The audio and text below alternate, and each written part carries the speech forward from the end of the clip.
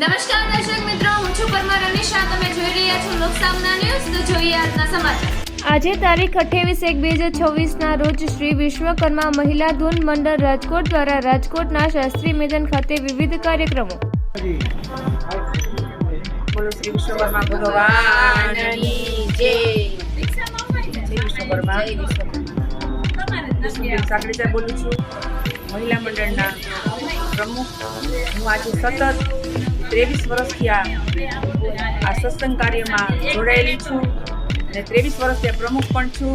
અને આજે સરસ મજાનું ઝવેરા વ્રત થઈ રહ્યું છે.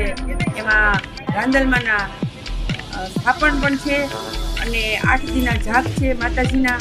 અને સ્વેચ્છાએ અમે એવું નક્કી કર્યું કે માતાજી બેસાડ્યા છે તો આપણે દરરોજ ગોળણી પણ જમાડી. તો દરરોજ ને દરરોજ માતાજીની એવી કૃપા થઈ ગઈ કે રોજે રોજ ગોળણીઓ સરસ સરસ અમારા મંડળના બહેનો રોજના સ્પોન્સર થઈ ગયા જમણવારના. અને રોજે રોજ સરસ મજાની આનંદથી બધા ગોળણીઓ જમે છે.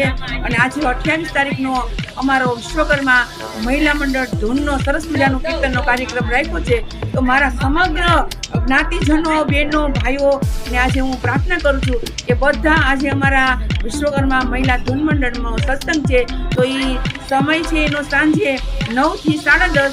તો બધા જેટલા જ્ઞાતિજનના બહેનો છે આ વિડીયો સાંભળે એ બધાને મારી અપીલ છે, ખૂબ મારી નમ્ર વિનંતી છે કે આટલો અવસર થઈ રહ્યો છે, આવું સરસ ધૂન ભજનનું આયોજન છે.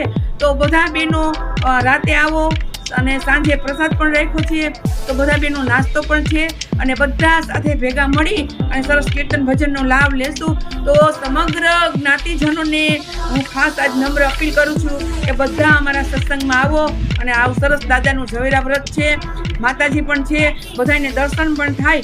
અને રોજ રોજ અમારું આ કાર્ય થાય છે ને એમાં તો અમને કોઈ સીમા જ નથી. કોઈને કોઈ સ્વરૂપમાં માતાજી આવે, દાદા આવે, અમે બધાય નિહાળી છીએ. અને બધાય સમય આવે, કોઈ બ્રાહ્મણની દીકરી આવે, કોઈ સાધુના દીકરા તરીકે આવે છે. એટલે રોજ રોજ અમને અનુભવ થાય છે.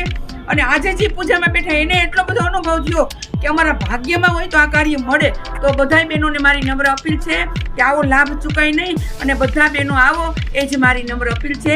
બોલો શ્રી જય વિશ્વકર્મા ભગવાન. તો ફરી મળીશું એક નવા સમાચાર સાથે. ત્યાં સુધી જોતા રહો લોકસામના ન્યૂઝ.